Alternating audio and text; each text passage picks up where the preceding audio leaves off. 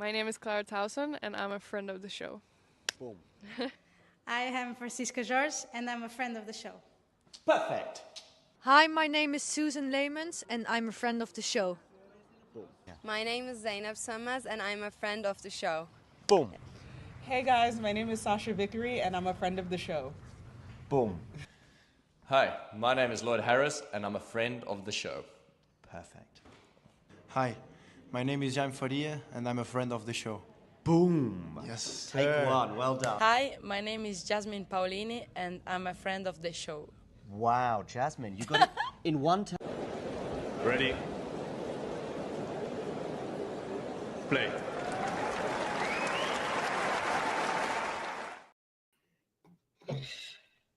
Hello, everyone. Welcome to today's show. My name is Rachel. We're joined by Fergus and Brenna today. 13 winners from the Monte Carlo run of 32 today. We'll jump straight into it. Jack Draper, we'll start with him. Straight sets win. Fergus, come on. I know you want to.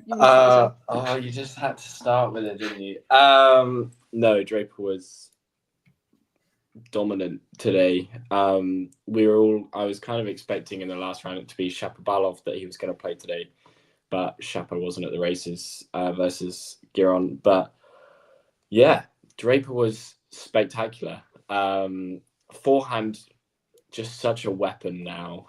His forehand's been something that could have maybe a year or so could blow hot and cold, but on the clay now, especially, it looks like the amount of spin he's getting on it is just so deadly, and he was so good today. I mean, 1-1 against Giron. I mean, Giron obviously isn't known for his clay courting ability, but beating anyone 1-on-1 is something to look forward, something to be positive about. And I mean, it's his first clay match of the year, and he's just been spectacular this season. He's now 14-3 this year. He's been playing brilliant all round. I'm just super excited to see how far he can go. Yeah, he was pretty dominant today. 5 aces to 0. Brenna, what did you think about him today? Yeah, I mean, I just chatting with Fergus a little bit earlier. Obviously, Giron is not the biggest test on clay, and I think we all knew that coming in. So, it was more so just to see how Jack was looking, how he was feeling on court, and obviously Shapovalov was probably the more expected opponent here, and maybe it would have been more of a test, something to get used to. But as I told Fergus, a win's a win. You're moving on to the next round. Feeling confident. And yeah, I mean, the forehand obviously is a big weapon there. Just the ability to use so much shape and variety from that wing. It's just it always poses such a danger and a threat for any opponent of Jack Draper's. Do you think he? Sorry. I was going to say, go on. And we obviously talk about the forehand so much with Draper, especially on the clay now, but when opponents try to target backhands, his backhand is, in my opinion, his more consistent weapon. And that you don't get much change out of his backhand. So there's no real side that you target really for Draper to leak errors from. He's got such power on both wings that it's a struggle to get past him. He's also a brilliant defender as well. He can really get out of the corners well, and he's worked on that so much in the last year, especially with his fitness and his his movement around the court. I mean, he's 6'4", but he moves around so well, kind of like Medvedev. So yeah, he was just brilliant today. Sorry, Rachel, what were you saying? I was going to say, coming off the back of his Miami win, do you think he's got what it takes to get this one in the bag as well? No. No, I think that it's a little early to start thinking about Clay Masters for Jack. Simply not because I just think he needs maybe a year longer on the surface. I think there are those like Ruud, Alcaraz, Djokovic, even Tsitsipas that just maybe at crunch time moments on the surface might have that hold over him. But, I absolutely can see him making like deep runs in all 3 Masters out on the clay this year. Yeah.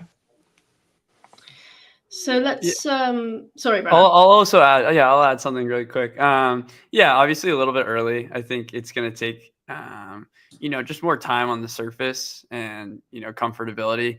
You're just dealing with obviously at a high level event, you're just dealing with so many guys who might have been a little bit more excited to get to the surface and just more of a natural surface for them. When I think about those players, I think of course, Tsitsipas, Ruud, who would be an opponent in an upcoming round, Alcaraz, etc. Another thing that this is more of a general comment, but Jack Draper is a natural right-hander. Is that correct? Yeah. Curious how many tennis players are like that. I know of one other, Alex Mickelson, who's a natural lefty, but obviously hits the forehand on the right wing. So that's so strange, right? But think of those backhands; they're phenomenal. I mean, that's why I wanted to bring it up, because Jack's got such an amazing backhand, and you just think about like how well they're able to, redirect. I would say from that wing. So yeah, it is not a weakness. It's gotten so much better, and as you mentioned, it's just like at a time it'll be difficult to decide where to attack Jack Draper.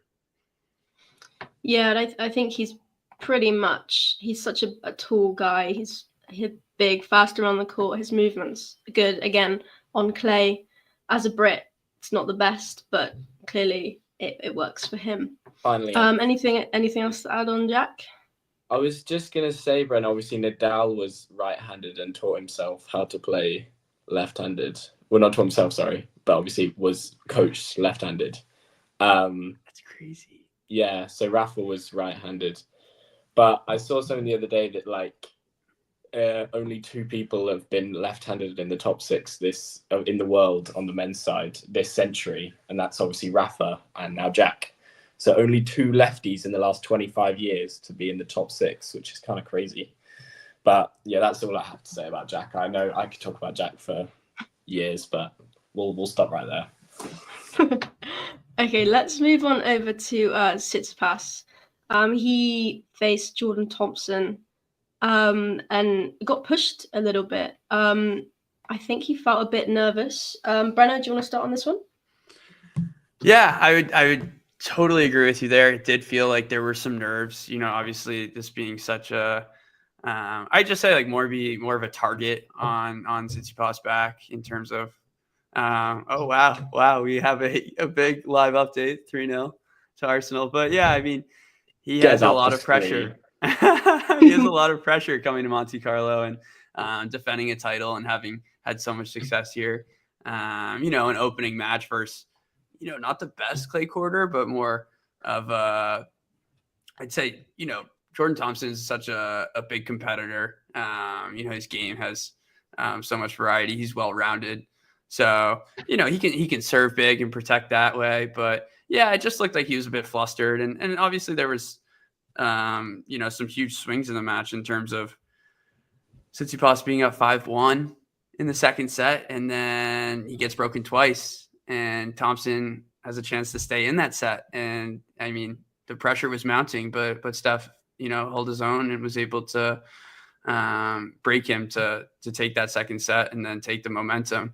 So, I mean, there were momentum swings, but, once the third set got going, he looked obviously a lot more comfortable, being able to dictate with the forehand. The backhand was holding up well, creating a lot of angles. So, all in all, a good finish, but definitely it did feel like there was some nerves to start that match. So Fergus, could you see Tsitsipas going much further in this tournament after his performance today?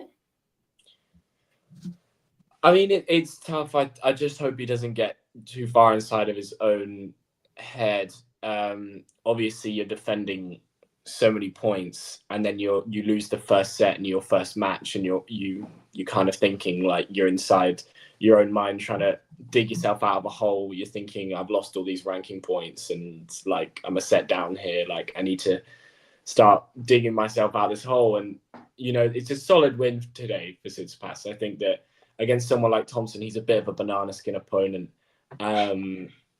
As in, it can almost feel as though you should win the match, but then obviously Thompson has that quality that you can kind of he's so consistent on court that, and has that ability to hit you off the court that you feel as though you just didn't really expect it. But I think Tsitsipas dealt with that well today. And whether he backs up whether he does the double and goes back to back, I don't think so. Maybe he's kind of in that little area of death, really, but in the draw. But yeah, I don't see him backing up, especially with he obviously had that really nice purple patch in Dubai where he won the title. But this season overall, he's just lacked a bit of consistency for my liking, and I just don't see him backing up the title. Maybe like a semi-final appearance would probably be something that he wants to aim for this week. Yeah.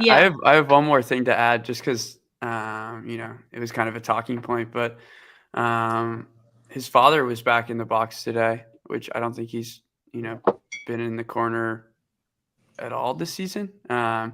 So I don't know if that's gonna remain that way, or it's a Monte Carlo thing. So just something to continue to monitor.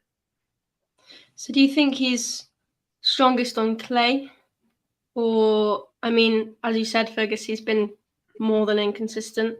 But would you say if he was to either get to a semi or maybe even win, would it be on clay? No, absolutely. Tsitsipas is strongest surface. I mean, he's actually a very well-rounded player on all surfaces. I'd say that clay is probably his strongest, with his Masters coming on this surface. But yeah, it's kind of, I think he just really enjoys the conditions in Monte Carlo. Obviously, 3-time champ here. But yeah, it's definitely his strongest surface, I'd say. Would you agree, Brenna? Yeah, totally. And I think about a year ago where Tsitsipas was coming into this tournament with, no form whatsoever, and things were, honestly not looking that bright for him and, his mental space. And he just got to Monte Carlo and things just started to click. And that's when he kind of got his form back with a deep run in Barcelona as well. He ended up losing that fight. I mean, they split the finals between him and Ruud. So, obviously you're taking on, one of the tougher clay quarters in the world. So yeah, I mean, this is the surface for him, and he has time on that backhand wing, and he has just so much spins, so much variety. He has so much more opportunity on the surface with the time, and honestly, I feel like we sometimes forget about how big that serve can be, and obviously the forehand. So I think he's poised for another good clay season, but as Fergus mentioned, that top half of the draw is just very, very competitive and could get messy. So well, it's really opened up now, hasn't it? No Runa, no Zverev now, so we'll see how that develops. I have my fingers crossed for him. I just feel a bit bad. Yeah. Okay. Let's move on to another kind of wobbly match. Francis Tiafoe, Kekmanovic. Again, I wouldn't say it's a poor performance, but I would say it could have been better on Tiafoe's behalf. Fergus, any thoughts? Yeah, I mean, this kind of just summed up Tiafoe's season at the moment. This match, he made it so much harder for himself than it needed to be. I mean, he was 4-love up in the first, And then it was 4-2, and there were points for 4-3. And then I was like, okay, maybe Kecmanovic is kind of settling. And then I checked again, it was 6-2, you know. And then obviously Tiafoe was a breakup in the second and ended up being 7-5. And I think it's just one big scramble for Francis at the moment this year. Apart from obviously last week where he played brilliantly and then until he got beaten by Brooksby in the Houston final, but he seems to really like it whenever he plays in America, post Wimbledon and Houston. But yeah, I'm happy for him to get this result. Clay is definitely not is by far his weakest surface, and there should be no one that doubts that statement. But it's a very solid win. It was very entertaining to watch Tiafoe today and Kecmanovic. They kind of beat each other up. But yeah, great win for Tiafoe. Just kind of dictating with that forehand, he was just using the backhand to build, really, from what I saw, especially in the breaker. He wasn't really going after his backhand, just kind of putting it into a nice spot on the court and then using that forehand to go after it. But yeah, great win for Francis. Yeah, Brenna, anything to add? Yeah, I mean, I just start with physicality, fitness. This was a extremely physical match. Obviously, you could see that in the duration of the match, but these points were grueling, especially the third set. I tuned in, a little bit later, but I would say this is an awesome win for Tiafoe. Obviously, coming off a loss in the Houston final, just 48 hours ago, having to go through that travel, and it's a totally different, surface in a sense. Houston is nothing like the Monte Carlo clay, and just a totally different atmosphere. So I thought this was going to be a tough match for Tiafoe, but obviously got out to a good start, and then kind of lost it once things got a little bit tighter come the second set. But the third set, there was a lot of bravery there from Tiafoe, playing a lot more aggressive. He was, when we think about like Tiafoe and his ball striking is very flat, right? And especially the backhand, it's kind of like a torpedo-esque backhand that skips through the surface. And obviously that's not the best for him here on this surface, but he was playing aggressive, tight to the baseline. And, he was having fun in terms of variety. Like he was continuing to use the drop shot over and over again to much of his success. And Kecmanovic was playing, as he does, very solid baseliner, but doesn't play super aggressive. And Tiafoe kind of took it on himself to be the guy that wanted to dictate, play. And so, he played a fantastic tiebreak, and I think he was just deserving of the win. He went for it a little bit more, and that's something that we'll probably talk more about when we get into the Berrettini match, but just having the, ability and bravery to go for it in those big moments, it ended up paying off for him. Yeah, I'd agree. I think he's such a big player, big sort of what I call Hollywood shots, relies on the crowd a lot. And it pays off because he's such a likable guy. I can't wait to see him on hard court this season. I think he's going to do really well. Again, I don't think clay is his strongest clay's his strongest surface. But I don't know who he's going to draw against. Does anybody know? Who's he got next? Popyrin. It's Popyrin, yeah. Popyrin. You literally just beat me to it right now. Yes, I got you.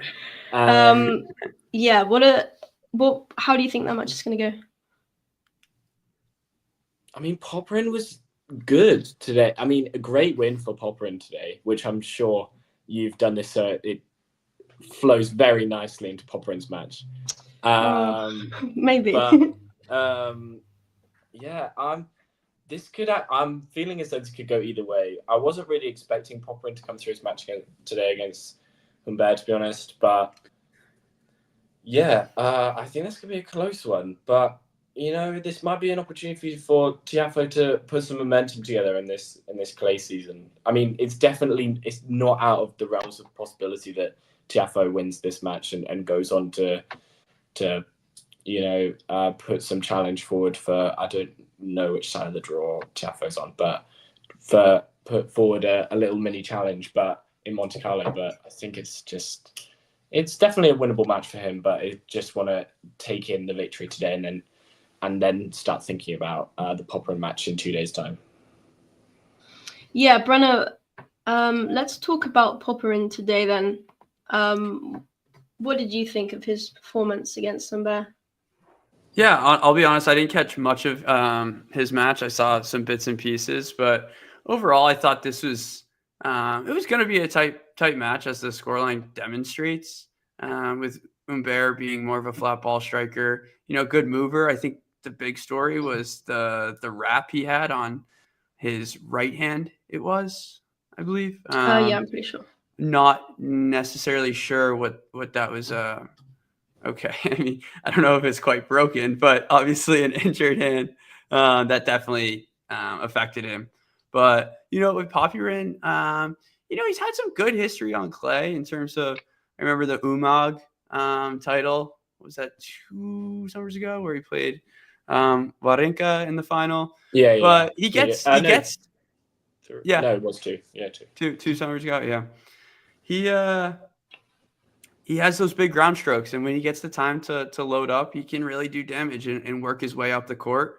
Very attack-minded player, but Popyrin's one of those guys where things need to continue to click. He's a little bit hot-headed, and especially the way he plays the game. You think of Arthur Fils as well, just very forward-moving, big forehand, and when that starts to become erratic, it affects your mental and shot selection. So that's something that I'll be interested to watch out for, especially against Tiafoe.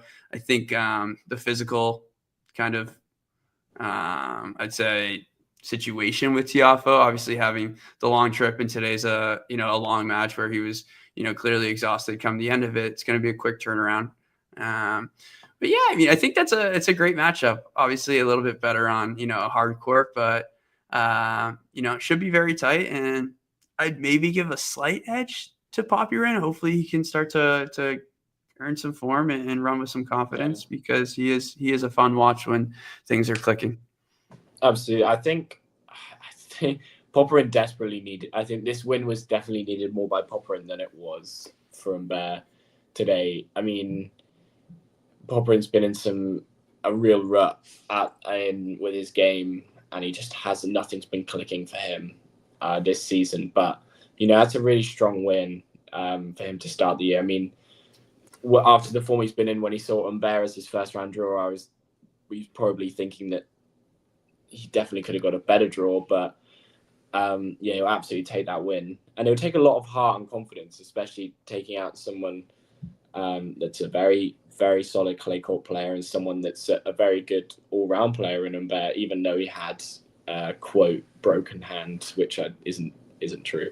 But definitely glad Popyrin can get the win, and I think I'll slightly edge Popyrin as well today, but for tomorrow's match against Tiafoe. But it wouldn't surprise me if Tiafoe comes through.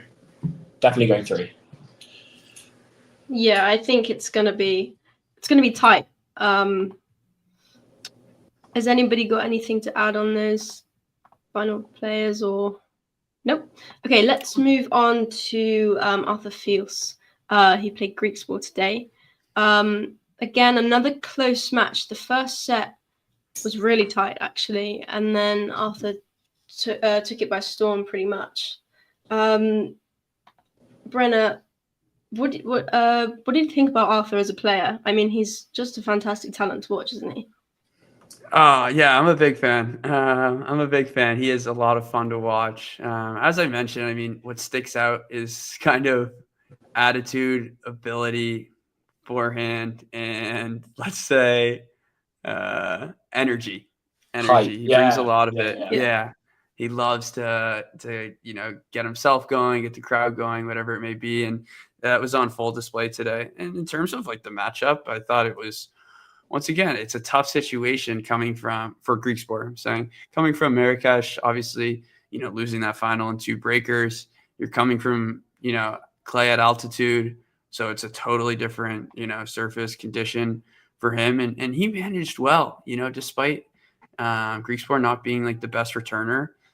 He's kind of he's working on the clutch factor, but he's able to, hang in rallies, and he has a great forehand himself. So for me, it was maybe a little bit tighter than I thought going into the match, but all in all, Arthur Fils played, the big points well. But I mean, I think the big story is Greek Sport. He saved 13 of 16 break points. So that's what I mean in terms of, this match could have been a little bit more straightforward, maybe not going 3 sets, but, overall it was, some of those cat and mouse points that, Fils was just better. And then come the third set, it was just a little bit, too much on Greek Sport with the legs. Yeah, Fergus, anything to add? Yeah, I think this was a real. I think Popperin. What am I doing? Greek Sport really threw everything into this match. Yeah, he kind of was like running on empty as it was after playing all week last week, and then the change of altitude is so key when you're playing on clay. So he adapted very well, and after taking that first set, I mean, it was always going to be a grind to still get through. I think Arthur may have even still been thinking after he lost that first set that he could still come through, because he knew that Greek Sport was going to tire eventually. But you have to think 5 break points, all 5 break points saved by Fils wasn't broken in the match. Maybe if Greek Sport takes one of those break points, things could have gone differently. But I think it was all in all, I expected Fils to come through this match, but maybe just not go the long way around. Yeah, I would agree. I think I don't know if I would put him best on clay or not, but I think because he's so young and he's got the movement, I think it's tough to say. I think I'd put him to go a little bit further in this tournament than some of the other players we've mentioned. Yeah, I agree. I'm not on the fence with that statement about clay being his best surface. He seems to have produced results in all surfaces, really. So obviously won his first title on the clay in Lyon 3 years ago. 3 years ago? 2 years ago? 2. Yep. 2, yeah. And then Amberg against Zverev. That's the one that sticks out to me. Yeah, last he's just crazy match. All of Fils' titles. Is it 3? The other one being Tokyo. No, he's got 4. 4. Okay. What? I don't know. No, it's 3. He gets hot and goes on these crazy runs. So I mean, as we talked about, he's like that type of player that can just peak so heavily, especially off that forehand wing, and when things are clicking, he's kind of a monster, and you see kind of the physical side of him come out. It's just extremely fit. Yeah, definitely, 100%. Okay, let's move on to Machach. I don't know much about him. His match today was pretty close. He came out on top. It was pretty even looking at the stats. Fergus, have you got any thoughts on this? Yeah, Machach. He was, against maybe the biggest clay court merchant on the tour, Sebastian Baez. Besides Ruud. Yeah. No, I'll give Ruud a bit of leeway because it's right. Yeah. US Open final. We'll give him something, but yeah, Baez is the biggest clay court merchant on the tour, and I was kind of expecting. This was definitely a match that I saw going the distance. Mahatch has obviously been in great form this year, won his first ATP Tour title, which was a long time coming, by the way. I thought it was going to be a long before Acapulco this year, before he'd actually reached his first big milestone in his career. But yeah, Mahatch played well today. Byers is just so tricky to play on clay just because of his movement, how fast he is around the court, such a grinder. But, after that, I felt like Mahatch, even after he lost the first set, was never thinking he was out of the contest. He always knows that he'll have a look at the Byers serve, no matter how well Byers is, how many first serve he lands. He's always having a look in. So, yeah, I mean, 12 breaks of serve isn't exactly, it's kind of like Kachanov Medvedev yesterday, but yeah, good win for Mahatch, and obviously he moves through. He'll play Demon Nor tomorrow, so that'll be interesting. Yeah. Brenna, how do you think he's gonna handle Demon Nor? Yeah, I mean, today was a messy match. I always, as you said, I mean, playing Diaz here is never easy. And he is another guy who, made the final and had to travel and, had that on his mind. Obviously, losing a final is never easy, but, that next match is always even tougher. So I give Mahatch credit in terms of, coming back from a set down. And I think the biggest kind of game of the match was the third game of the third set, where he was on serve and went down love 40 and ended up holding in 5 straight points. That was kind of a monumental hold for me, and that kind of pushed him over the edge come the third set. Demon Nor, I mean, I still have a lot of question marks in terms of what I'm going to get from him on this surface. Obviously he doesn't have the most effective shots. And I think that's I think everyone's kind of well aware of that. And he's continued to improve, especially the forehand wing. The backhand always, can do damage because, he can kind of produce the pace himself, but, redirect super well. But on a surface like this, it's a little bit different. So I expect both of these players to sit very tight to the baseline and try and, impose themselves on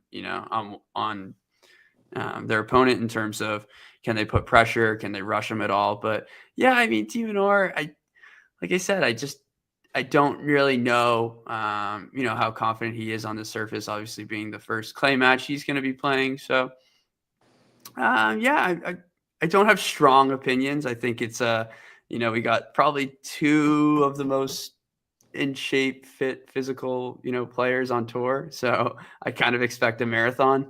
That's probably my best, expectation and preview of this match. A lot of rallies and, maybe some variety, they can mix in the drop shot well, but I look at these players and they have, high level backhands, forehands, they're not, top 10 level. So maybe not even top 15 level. So, we're looking at a long match, I think.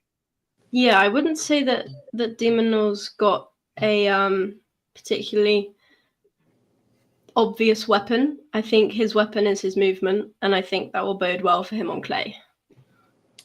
Yeah, I think he obviously made Roland Garros quarters last year before losing to Zverev. I mean, he's by no means not a bad clay quarter. Obviously, he's very, very good on the clay, and his movement is helped by the clay. I mean, he's so fast around the court as it is, and then you just add the ability to slide into the corners, and it's really tough to get by him. But it's going to be able to come. Tomorrow's going to come down to attrition, definitely, and who can add that little bit extra onto their ground strokes and pull their opponent into the corners more, find the angles. But yeah, definitely going to be a marathon tomorrow, I suspect. Yeah, I agree. Let's look at Koboli. Again, not someone I know much about but had a pretty comfortable win today, 6-4, 6-2. Brenna, did you manage to catch any of this match? I didn't. I thought, I mean, in terms of the result, it's a huge one. You're playing, Lajovic, who has had success at this tournament and obviously the surface, but Cavalli riding his high in terms of coming off his first title, and I feel like he's playing with maybe more freedom, more excitement, more confidence, and when he gets going, he has that forehand power, and he's such a good mover as well. Has so much variety, can hit all sorts of shots. So, the clay obviously suits him well. But yeah, I mean, I think this is a great win for him and a good way to, keep his momentum going. Fergus, did you catch any of this match? No, but I didn't actually. But I mean, 8 losses in a row turns to 5 wins in a row. I mean, yeah, Cavalli was in, I actually think, the worst form on tour. And now he's one of the most informed men on the tour. That's how tennis works. I mean, a new week in it, and it suddenly starts clicking, and you're like, well, this is great. Why wasn't I doing this the entire time? But yeah, another really solid win for Cavalli. I think he's sort of, I actually, is he 21? He's 21, is he? But he's young anyway. I know that for a fact. But he's just sort of, ever since the back end of last year, he's sort of like got lost in the mix of the young players on tour that are just starting to really show what they can bring to the tour for the next 10, 15 years. And now it's been his first title last week. It's now just a little reminder to everyone that he's still well in the mix of everyone, of those young players that can really play for big titles in the next 10 years. So yeah, he's 22, nearly 23. But yeah, another great win for him. And I don't know who he's got in. He's got Arthur Fierce, I think. Oh, he's got. Okay, yeah. Well, that's going to end quite swiftly if he's when there is best tennis. But yeah, that'll be a great match. It will be, absolutely. If Cavalli plays his best, could get interesting. But I suspect he might start to running low, probably. Right. Yeah. I as you said, young players, but I think Arthur Fierce is gonna edge that one out. I think it'll be a pretty comfortable 2-set win. Let's move on to arguably the biggest match of today. Berrettini takes the win over Zverev. Fergus, you look like you want to talk about this. Yeah, I can do. I mean, Zverev. Need I say more? Kind of such a loss with Zverev at the moment. Obviously standing in as world number 1, I guess you could say, with no Sinner on tour, but another real choke moment for Zverev. I think that's just him, though. I think he's just a bit of a choke. Now 6-6 since the Australian Open. Hasn't found any sort of form at all. And I mean, this Berrettini match, Berrettini played great, but Berrettini didn't play lights out. This was nowhere near Berrettini's best match. It's the biggest win of his career, and he did not play anywhere near his best tennis, I thought. So, it's interesting because I felt as though at 5-4 with Berrettini serving for it, and then Berrettini coughs up 4 hours in a row to give Zverev the break back. I was like, okay, this is where Zverev comes through and lets out a huge roar. And, everyone just moves on with their day thinking, oh, well, Berrettini could have won that match, but he didn't. But then he choked again. I was like, you've come from a breakdown in the third and you've just given it straight back to Berrettini, who isn't the best returner on tour, obviously known for his massive serve. Berrettini isn't like someone you think standing at the end of the court like, oh, I'm worried about a break every single service match, every single service game. But he did return well today, and all credit to him. He obviously came through when it most needed. But I just feel as though Zverev's just. It's like as soon as the opportunity of becoming world number one sort of presented itself with the Cinnabon, he kind of just retracted straight into a shell. And obviously there's so much pressure that comes with chasing that world number one spot. And don't get me wrong, Zverev's a fantastic player, but this sort of challenge has definitely not brought the best out of him. And that's a bit disappointing to see, to be honest. Yeah, I would agree with that. Brenna, what are your thoughts on today's match? Yeah, I mean, look, I say I'm surprised by this result. I said yesterday, I thought, things were just in terms of Berrettini, having such a topsy-turvy win over Navone yesterday, not convincing by any means. Obviously, important that he got the job done and gave himself another opportunity. But then you watch the first set today and you're like, okay, that's kind of the Zverev we're familiar with seeing. Obviously, Berrettini's level was not, there at all. But, Zverev stepping in inside the baseline, dictating play with that backhand, returning well enough, giving himself looks and arguably, dominating rallies. But then you get to the second set and things start to change a bit in terms of Berrettini using that slice more effectively. Like I didn't feel like he used it too much in round one versus Navone. But when I think about, I feel like this is a little bit recency bias for me, but Zverev, I think in terms of the golden swing, like when he was getting, dealt a lot of slices, he wasn't doing a good job in terms of picking them up and generating pace off of that, especially the forehand, because he kind of has a open stance on that forehand and, kinds of guides it to that inside out corner. And it's just not as convincing. So Berrettini, obviously a lot less work to do on that backhand slice.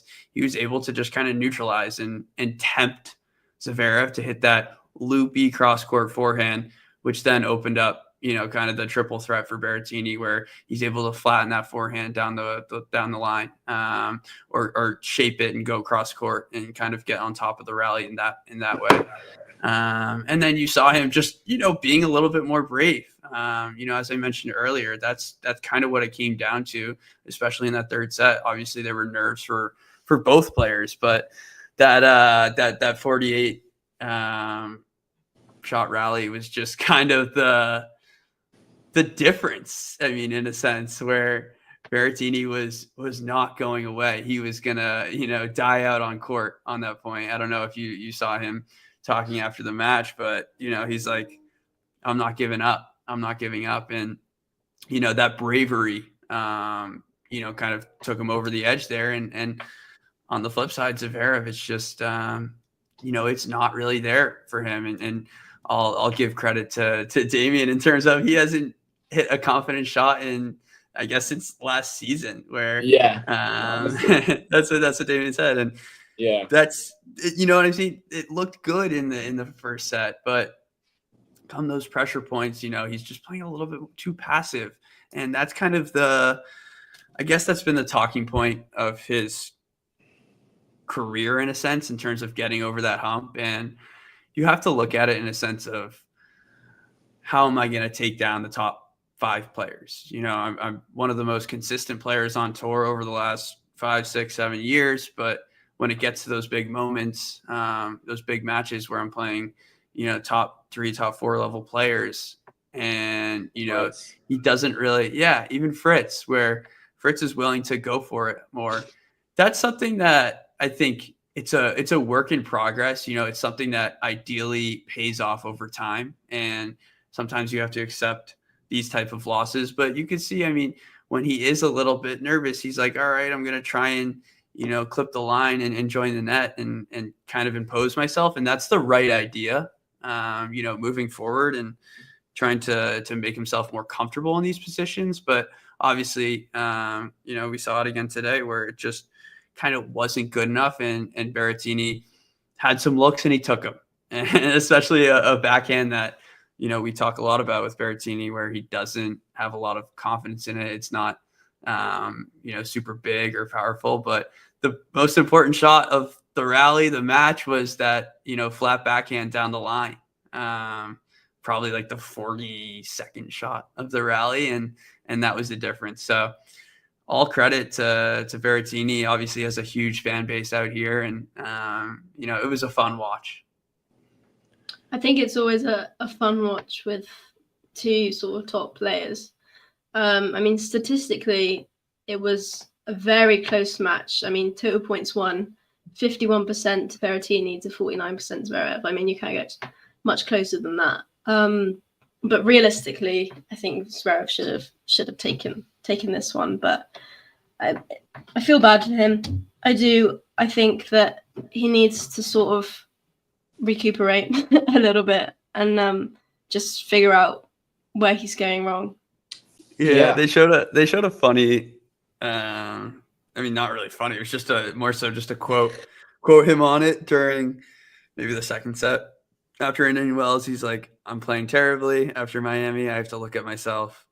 And then, before Monte Carlo, he's saying, I definitely need to win some matches and it can change quickly. So, look, he's dealing with, battles with himself and the pressure of being world number one. And it's just been an interesting center absence and how it's affected everyone on the tour. I just think, he's obviously lost second round here, effectively first round for him. And I don't know whether he skips Munich next week and focuses on Madrid. But I almost don't.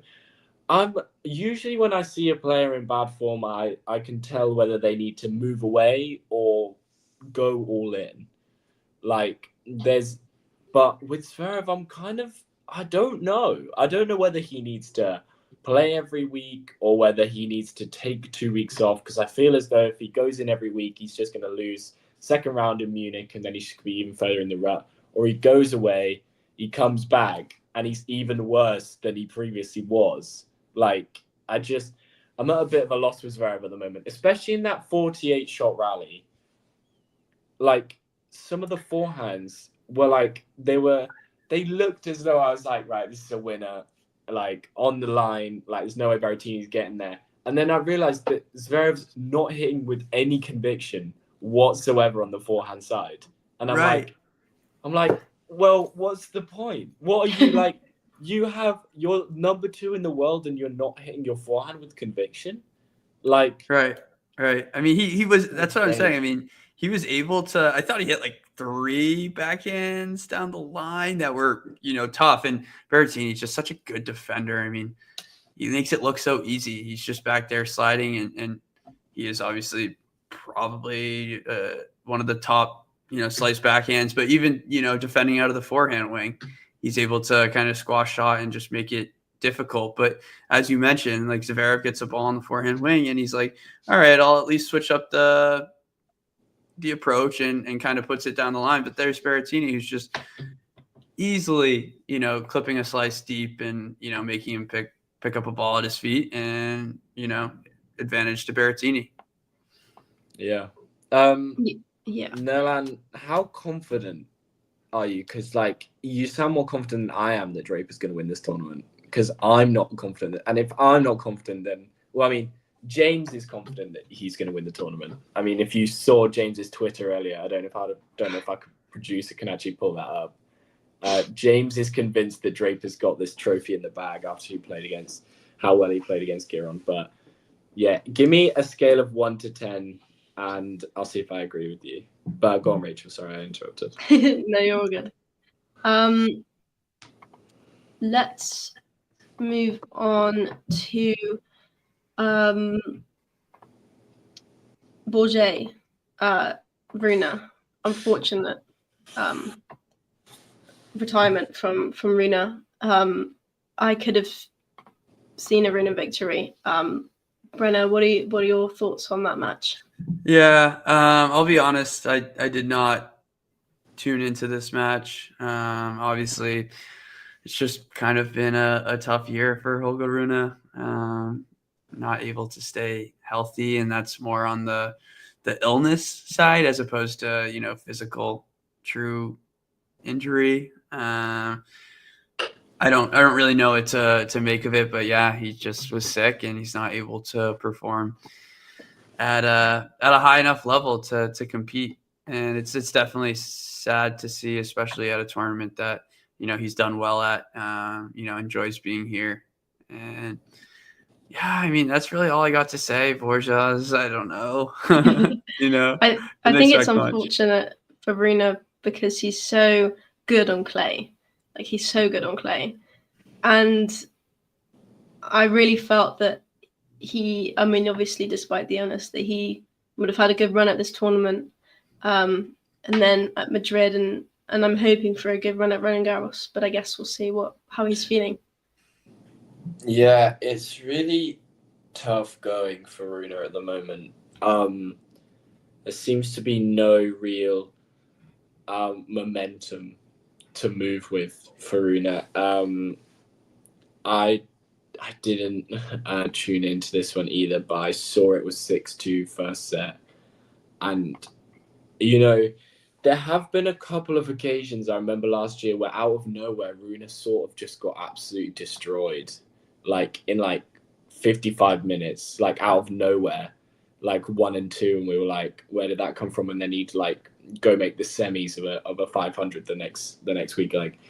But yeah, this obviously wasn't one of those matches. He was suffering with illness. He suffered with illness in Acapulco. Yeah, it was, but that's pretty standard for Acapulco.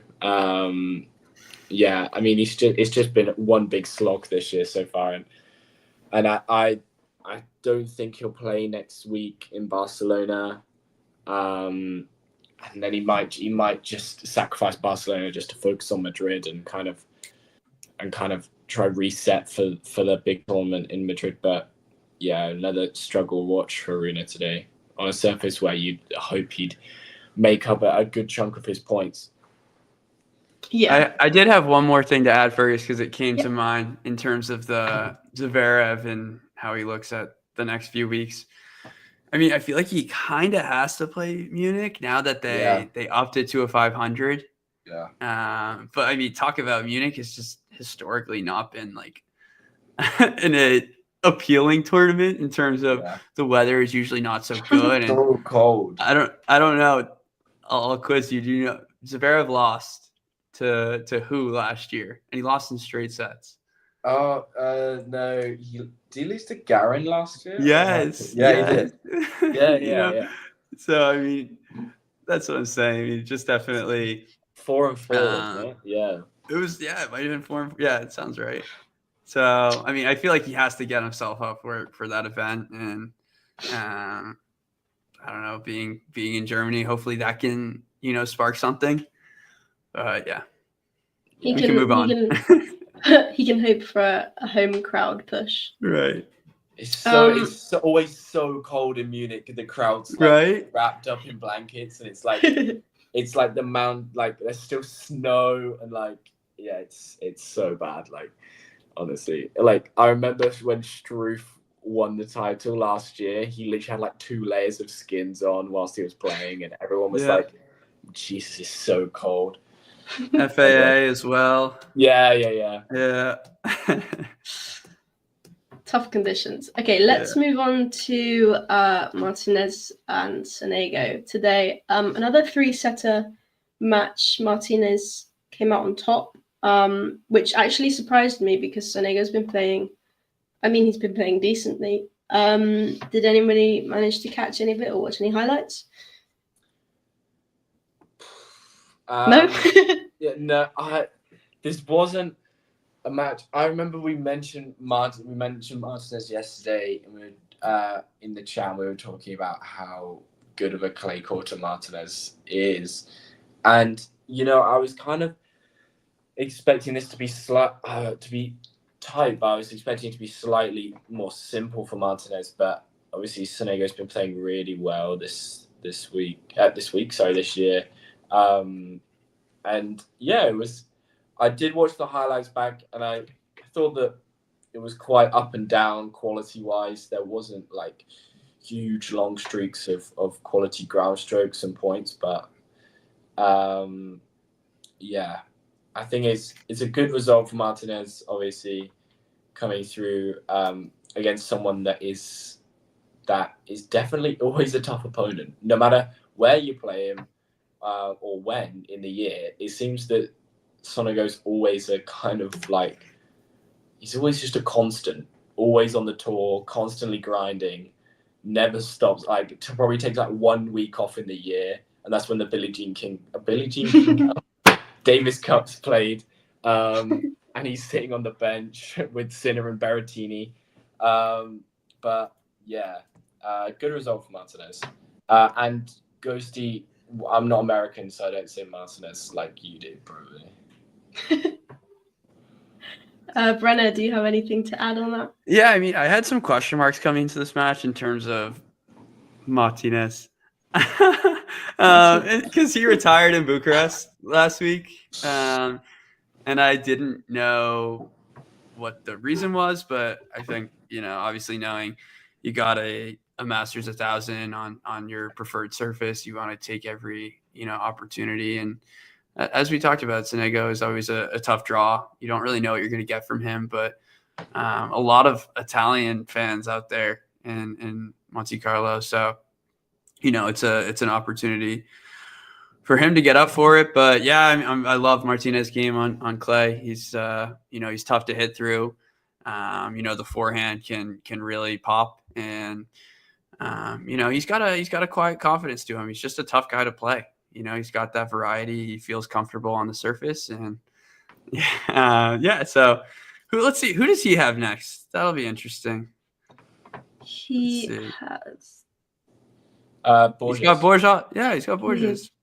That's if you like watching, rallies, that's Damien's gonna be there. Damien is gonna be there. He's gonna be on that match. Yeah, it's gonna be fun. That's a classic Damien matchup, because that's an Estoril semi-final right there. Right. 100%. He's gonna be there. And yeah, that's when he beat Casper Ruud last year, right? Was it in Estoril? Yeah. I don't know where. In Estoril. Yeah? No, in Estoril, because then he played Hurkacz in the final. In the final, yeah. Hubie's one and only clay title. Where he almost lost to Troitsky, right?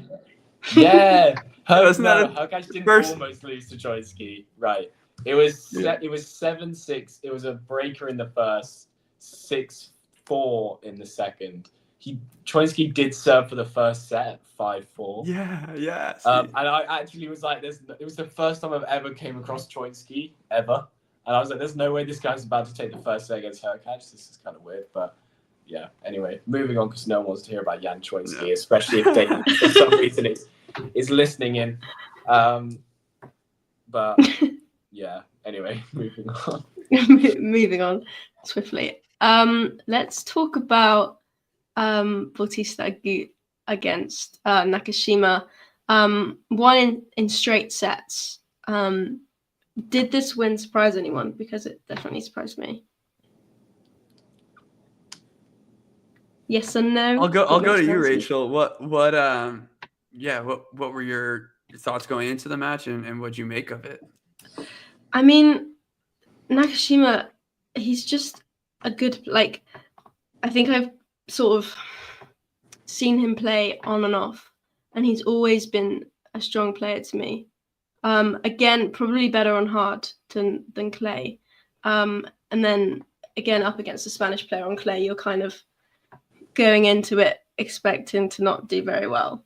But I don't know why I thought that he was gonna at least get 3 sets. I think the straight set win surprised me more than the actual win, if that makes sense.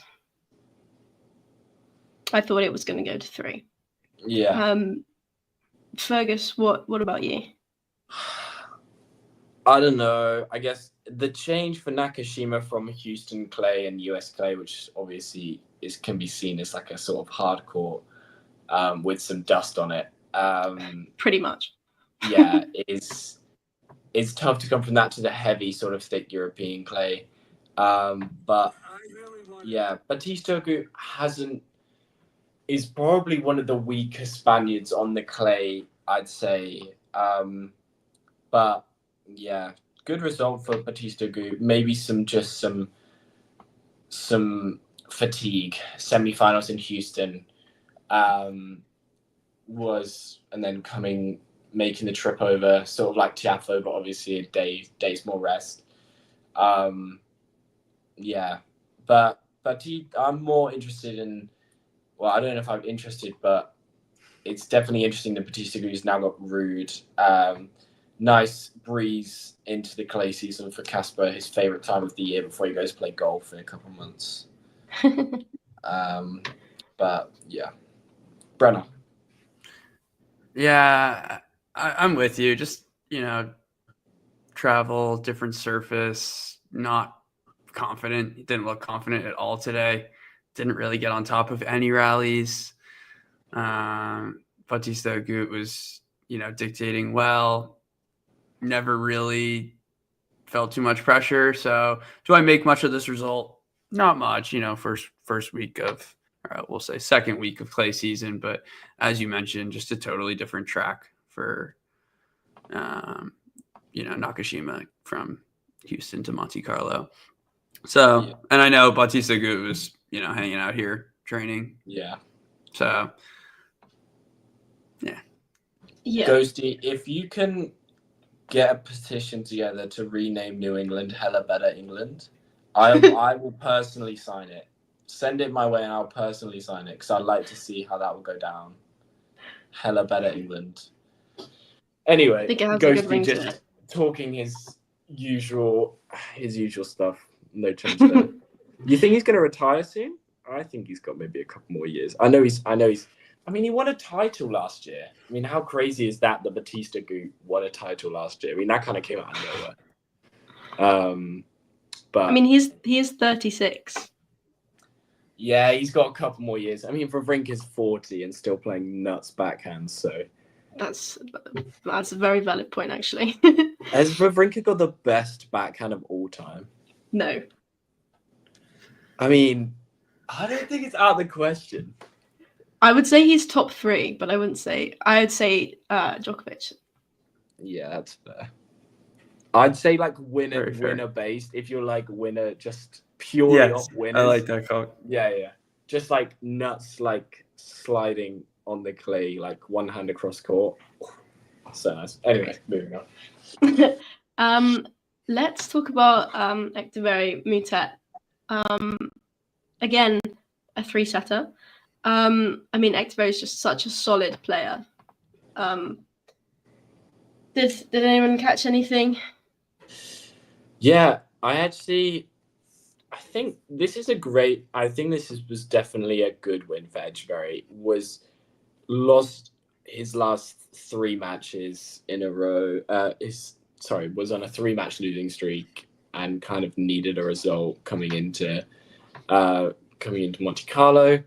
And Mute was like probably the worst person to draw on a losing streak because you literally have no idea what you're gonna get with Mute. Like, I mean, no idea. Could be anything. Could get the word escaped me now. Like childish Mute could get absolutely nuts, like court coverage. I mean, yeah, but very entertaining actually, funny enough. But like Mute just pulling out the drop shot every other point and then just like trying to tweener stuff like that. It's just classic Mute, isn't it? And it just kind of fell apart towards the end. Yeah, Brenna, would you agree with that? Yeah, I mean, it's all about when you play Mute, you just need to stay solid, stay sane, stay composed on the other side of the net. It's such a mental battle playing. Yeah, Mute, you just can't get out-clowned, get out of your element. And Zverev, I mean, just such a sturdy, composed player. I thought he would come through in the end.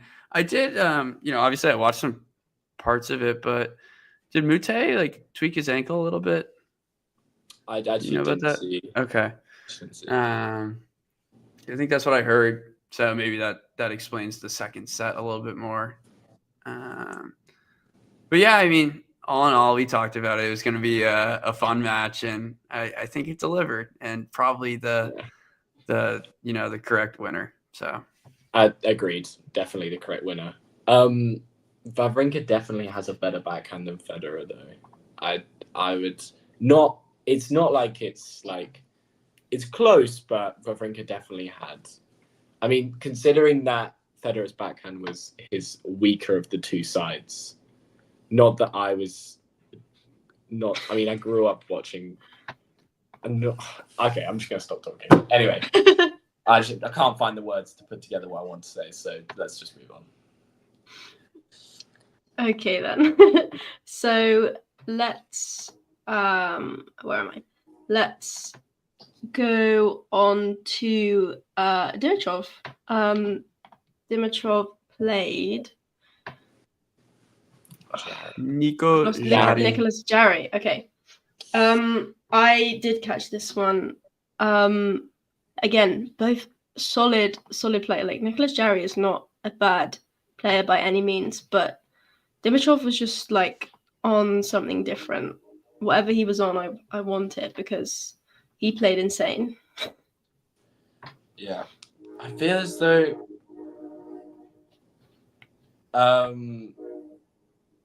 Dimitrov's been playing like, I don't know, he obviously had a really rough start to the year with injury, and then kind of put everything together for Miami where he had so many points to defend, but only made to semis until he was just absolutely torn apart by Djokovic. But that's not uncommon though. No, it's not uncommon, but yeah, I was about to say, I heard a trainer, I was wondering what that I thought it was music. I don't know what was, I thought someone's music was playing, but yeah. Jarry just continues to struggle. He really is struggling now and has to put all his energy and time into focusing on Rome. Otherwise, things are going to turn south very, very quickly. But yeah, I just feel like Jarry needs a kind of a 1-7-5 week where he sort of goes away, comes back with a final result, even if he doesn't win the title, just sort of reset himself, because it just seems that nothing's really clicking for him at the moment. Brenner.